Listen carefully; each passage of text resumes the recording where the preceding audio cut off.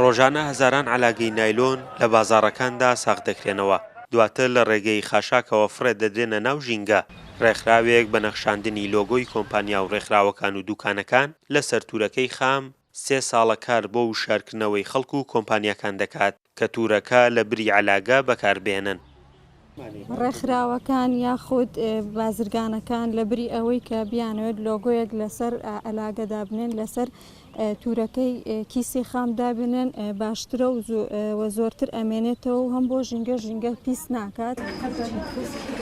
تا ئێستا 5,000 تورەکەی خام لە هەڵەبجە دابەشکراوە. وەک ژینگە پارێزان دەڵێن قۆناغەکە سەرەتایە و هێشتا هاوڵاتیان بە تورەکە ڕانەهاتوون کە هەم لە ڕووی کوالیتی و هەمیش پاراستنی ژینگەوە باشترە لە عەلاگەی نایلۆن. بۆ ئەو مەبەستەش ڕێکخراوە بیانیەکان پشتیوانی لە ڕێکخراوی نوێ دەکەن بۆ پەرەدان بە کارەکەیان.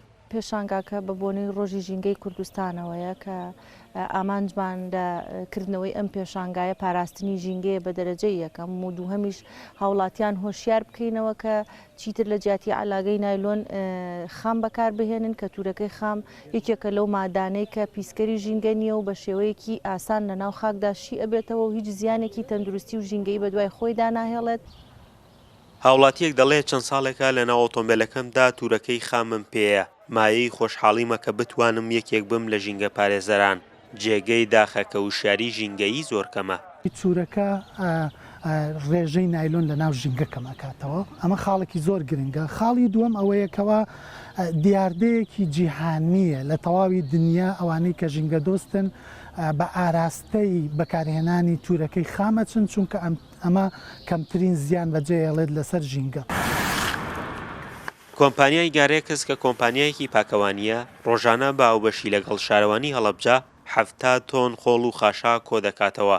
دواتر بەهۆی نەبوونی سیستەمی ڕیسایکڵینەوە بە خۆڵ دادەپۆشرێت.